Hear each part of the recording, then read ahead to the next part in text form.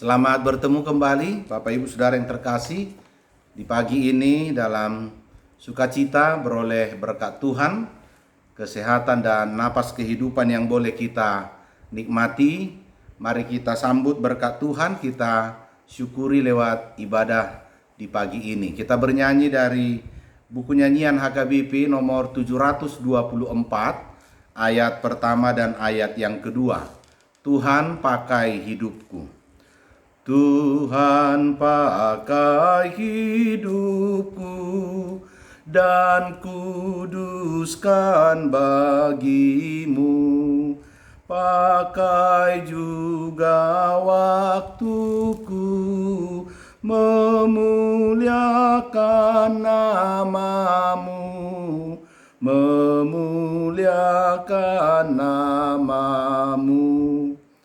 Tuhan pakai tanganku melakukan kasih-Mu, juga perbuatanku berkenan kepadamu, berkenan kepadamu. Kita berdoa. Di pagi hari ini Tuhan, kami kembali datang ke hadirat-Mu yang kudus, memuji nama-Mu seraya menaikkan seruan kami. Kami rindu Tuhan mengisi kehidupan kami atas firman-Mu. Kiranya kuasa Roh Kudus-Mu menguasai kehidupan kami, agar firman-Mu dengan leluasa memasuki seluruh relung kehidupan kami. Dan Tuhan, mampukan kami untuk melakukannya, menghidupinya di dalam kehidupan kami. Dalam Yesus Kristus kami berdoa dan bersyukur. Amin. Firman Tuhan yang kita terima hari ini menjadi bekal hidup kita dari Injil Yohanes pasal 13 ayat yang ke-14. Demikian firman Tuhan. Jadi jikalau aku membasuh kakimu, aku yang adalah Tuhan dan gurumu, maka kamu pun wajib saling membasuh kakimu. Dalam bahasa Batak Tuba, asa moloahu Tuhan jala gurumuna, mamuripatmuna, tamama nang hamu masimburian pat. Sekali lagi bahasa Indonesia. Jadi jikalau aku membasuh kakimu, aku yang adalah Tuhan dan gurumu, maka kamu pun wajib saling membasuh kakimu. Demikian firman Tuhan. Ibu bapak saudara yang terkasih, pada bagian nas yang kita baca ini adalah ketika Yesus bersama dengan murid-muridnya dalam perjamuan akhir atau perjamuan malam, ketika Yesus yang tidak lama lagi akan memasuki suatu peristiwa besar dan yang menjadi hal yang sangat menentukan bagi setiap orang percaya lewat penderitaannya.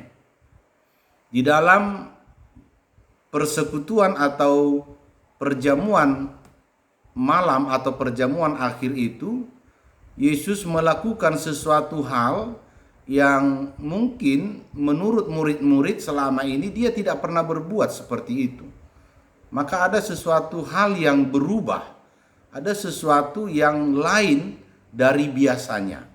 Apa yang Yesus lakukan? Dikatakan dia bangun atau berdiri dan menanggalkan jubahnya, lalu mengambil sehelai kain lenan dan mengenakannya di pinggangnya. Selanjutnya Yesus menuangkan air ke dalam sebuah baki, dan itulah yang dia pakai untuk melakukan apa yang disebut pembasuhan kaki. Di dalam pembasuhan kaki ini, murid-murid tentu bertanya, ini ada apa? Maka Petrus yang selalu setiap ada hal-hal yang baru, dia akan cepat respon dan menyatakan apakah pertanyaan untuk mengetahui lebih dalam. Maka Petrus bertanya kepada Yesus, "Kenapa engkau membasuh kakiku?" Dan seterusnya bisa kita lihat. Untuk itu, Bapak Ibu Saudara yang terkasih, apa yang Yesus katakan, jawaban Yesus bahwa dikatakan, "Apa yang kuperbuat padamu, engkau tidak tahu sekarang, tetapi engkau akan mengerti kelak." Karena Yesus tahu ketika dia tidak berada lagi nanti di tengah-tengah mereka, maka mereka akan menyadari akan arti apa yang dilakukan Yesus. Bahwa pada intinya adalah Yesus mau mereka hidup di dalam satu kesatuan, kebersamaan, dan tentunya dalam rasa saling memiliki, saling melayani. Oleh karena itu, melalui pembasuhan kaki, Yesus mau memperkenalkan suatu pola kehidupan pelayanan yang di dalam kerendahan hati, merendahkan diri di hadapan orang-orang lain. Memang tidak wajar seorang guru yang tadi dikatakan bahwa aku yang adalah Tuhan dan gurumu melakukan pembasuhan kaki. Tentu wajar murid-murid mempertanyakan. Tapi Yesus mau mengajar mereka akan suatu pemahaman guru Tuhan mereka saja mau melakukan hal yang seperti itu. Maka perintah atau suatu perkataan dari Yesus, "Maka kamu pun wajib saling membasuh kaki." Berarti Yesus menginginkan murid-murid itu mengikuti apa yang dia kerjakan. Belajar untuk merendahkan diri. Belajar untuk memberi yang terbaik bagi orang lain.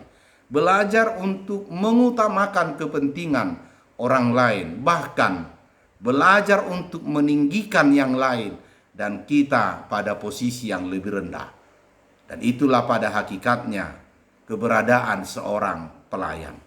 Saudaraku yang terkasih, dalam hal melayani tentu kita percaya Tuhan tidak pernah menuntut apa yang tidak dapat kita lakukan, yang tidak dapat kita kerjakan. Sebaliknya, Tuhan menghendaki kita melayani dengan apa yang ada pada kita, dengan apa yang kita terima dari Tuhan. Misalnya talenta, bakat, harta milik, dan apa saja yang telah Dia percayakan kepada kita yang dapat kita pakai untuk kemuliaan namanya. Dalam menjalani kehidupan kita, bagaimana kita memahami prinsip pelayanan dalam hidup kita ini. Kita boleh belajar dari prinsip pelayanan seperti yang diungkapkan oleh Warren Wiersbe. Ada 10 bagian prinsip pelayanan. Saya kira hingga saat ini juga ini sangat relevan. Yang pertama, dasar pelayanan adalah karakter. Jadi bagaimana karakter kita sudah dipersiapkan. Inilah juga yang Yesus lakukan. Karakter mereka itu harus betul-betul karakter yang tangguh. Yang kedua, sifat pelayanan adalah pengabdian. Tentu bagaimana kita melayani dengan sungguh-sungguh mengabdikan diri. Kita ingat kata doulos, menghamba atau menjadi hamba. Ketiga, motif pelayanan adalah kasih. Itulah yang Yesus ajarkan, saling mengasihi, saling membasuh kaki. Maka bagaimana kita juga berbagi di dalam kasih dalam kehidupan kita. Yang keempat, ukuran pelayanan adalah pengorbanan. Tentu tadi kita mengorbankan harga diri. Dengan membasuh kaki sesama, murid-murid telah menghilangkan harga diri yang terlalu tinggi itu. Maka mereka telah berkorban. Yang kelima, kekuatan pelayanan adalah penyerahan diri. Maka orang-orang yang mengatakan mau melayani apakah di gereja, di masyarakat, di tengah keluarga, tanpa pernah menyerahkan diri sepenuhnya, maka pelayanannya pun tidak akan pernah mencapai apa yang diharapkan. Yang keenam, tujuan pelayanan itu adalah untuk kemuliaan Tuhan. Maka apapun yang kita kerjakan, ingat, berbuatlah, lakukanlah seperti untuk Tuhan, bukan untuk manusia, bukan untuk diri sendiri apalagi mencari prestise, mencari pujian dan sebagainya.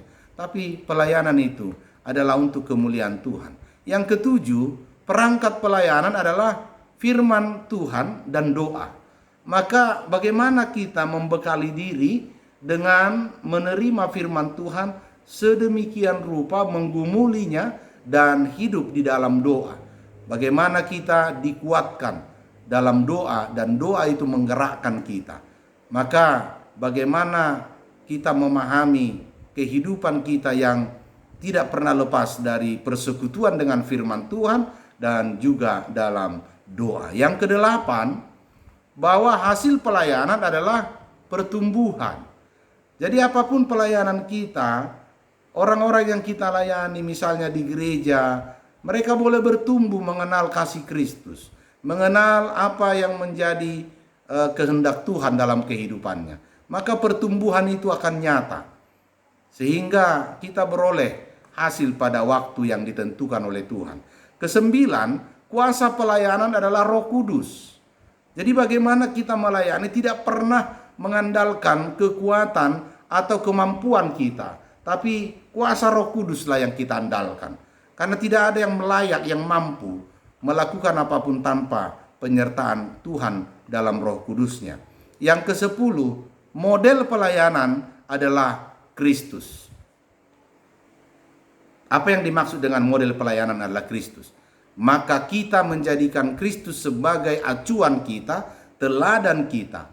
Apa yang Kristus lakukan? Nas ini mengatakan, dia telah melakukan hal yang menunjukkan kerendahan hati, membasuh kaki murid-muridnya. Kita tahu ketika zaman itu kaki sering berjalan jauh dan sering melekat debu atau kotoran. Maka itu yang dibersihkan, membuang segala kotoran. Hal-hal yang mungkin dianggap rendah pun Yesus telah lakukan. Maka model pelayanan yang kita lakukan harus menjadikan Kristus sebagai teladan. Maka role model bagi kita adalah Kristus.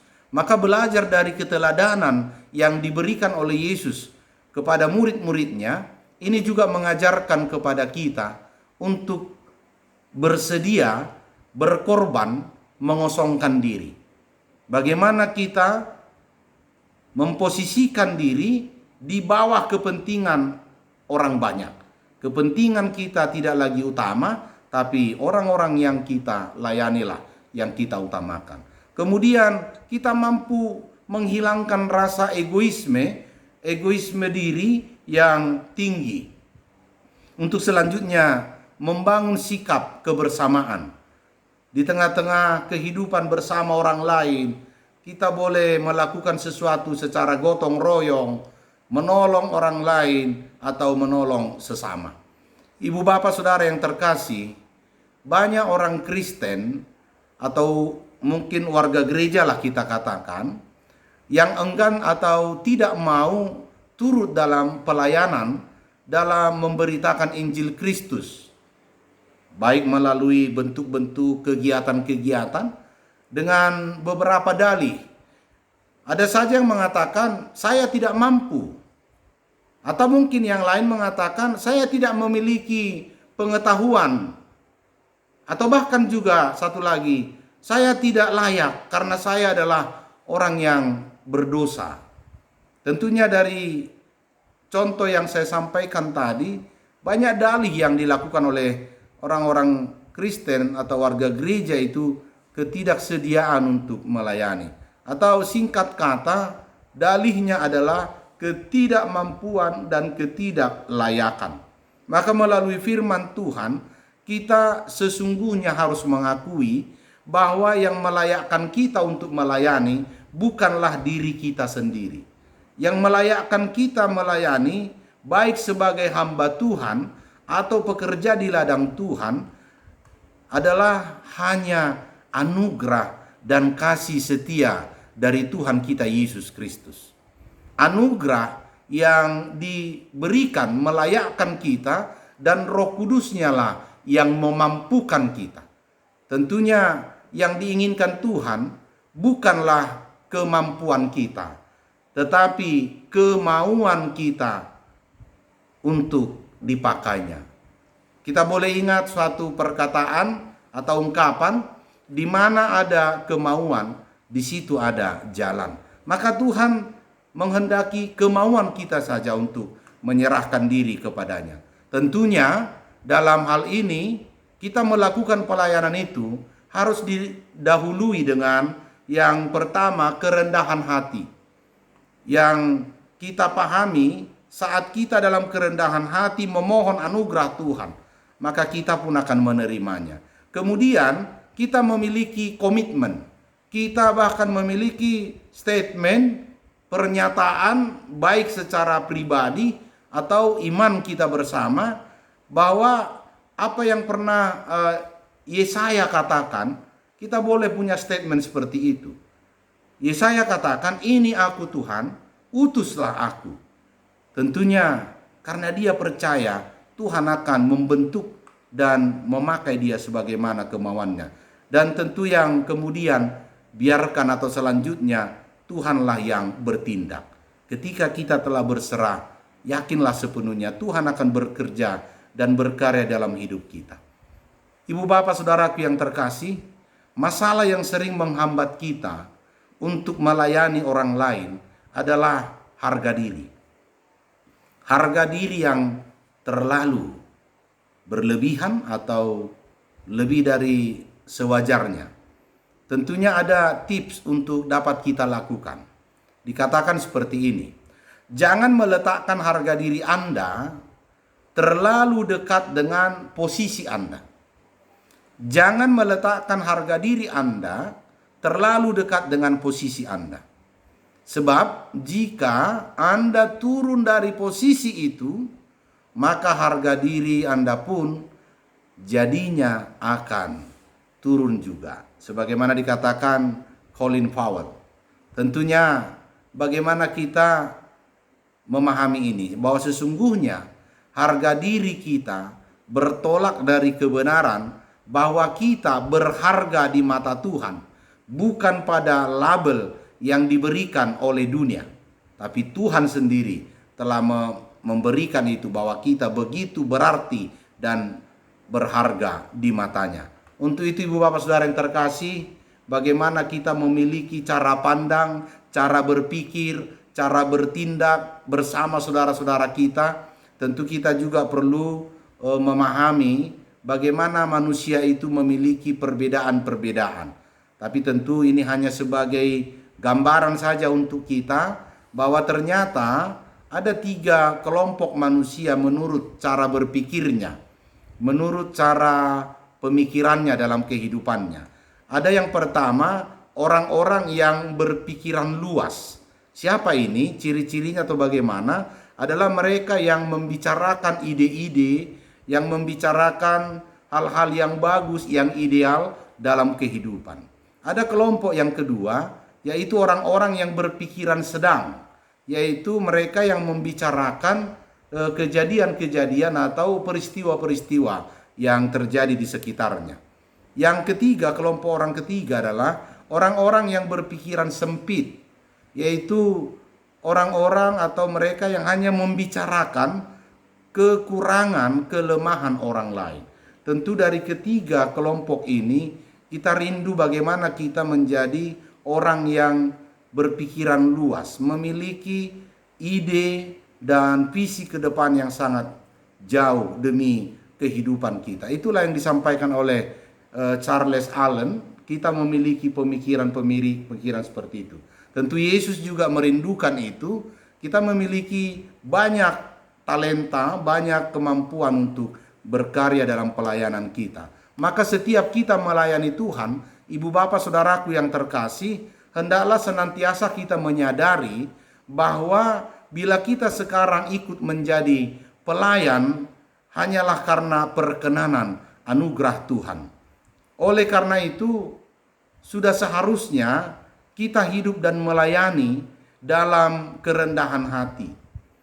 Sehingga ketika kita beroleh pujian atau mendapat pujian, kita tidak akan pernah jatuh kepada kehidupan yang menyombongkan diri. Sebaliknya, kita akan selalu mengatakan, aku ini hamba yang tidak berguna. Aku hanya melakukan yang seharusnya kulakukan. Dalam Lukas pasal 17 ayat 10b. Dalam bahasa Batak dikatakan, naposo nasohasea dohami. Itap ni ulau napatut do huulahami. Jadi kita jauh dari kesombongan. Tidak pernah meninggikan diri sekalipun kita dipuji orang. Karena hanya Tuhanlah yang harus dipuji. Maka dengan demikian setiap pelayanan kita akan kita lakukan dengan sepenuh hati, penuh dedikasi dan dalam kerendahan hati. Tuhan tentu tidak mau kita menjadi troublemaker, penyebab atau sumber masalah. Namun Tuhan mau bahwa kita menjadi orang-orang yang menyejukkan, yang tidak pernah menghalalkan segala cara untuk mengejar ambisi pribadi. Maka setiap orang yang hidup di dalam Tuhan, kita mau berbuah banyak dan layak disebut sebagai murid-murid dan sahabat Tuhan Yesus. Saya yakin percaya, saya, Bapak dan Ibu semua saudara adalah murid dan sahabat Tuhan Yesus. Mari kita melayani, saling melayani sebagai bukti ketaatan kita kepada Tuhan. Amin. Kita berdoa. Terima kasih Tuhan atas firman-Mu yang telah memberikan kami sukacita dan kami semakin memahami makna kehidupan kami sebagai seorang pengikut Kristus, melayani dan melayani dengan sungguh-sungguh di dalam kerendahan hati, sebagaimana Tuhan telah memberi kami teladan dalam pembasuhan kaki murid-murid-Mu. Itu mengartikan bahwa kami pun sebagai anggota dan pengikut Tuhan harus melakukannya di dalam kehidupan dengan orang-orang di sekeliling kami. Apakah lewat pengabdian, pekerjaan, pelayanan kami, dan tentunya akan selalu dalam sukacita didorong rasa syukur, kasih di dalam kerendahan hati. Kami serahkan kehidupan kami Tuhan hari ini dan setiap pekerjaan pelayanan kami berkenan bagi Tuhan. Ajari kami Tuhan untuk melakukan apa yang Tuhan kehendaki. Jauhkan segala mara bahaya dan beri kami kekuatan serta semangat menjalani kehidupan. Terima kasih Tuhan. Inilah doa dan permohonan kami. Di dalam Yesus Kristus kami berdoa dan bersyukur. Anugerah Tuhan kita Yesus Kristus dan kasih Allah Bapa serta persekutuan dengan Roh Kudus menyertai saudara sekalian. Amin. Tuhan memberkati Bapak Ibu Saudara yang terkasih. Berangkatlah, bekerjalah, dan tetap rendah hati. Jaga kesehatan, horas.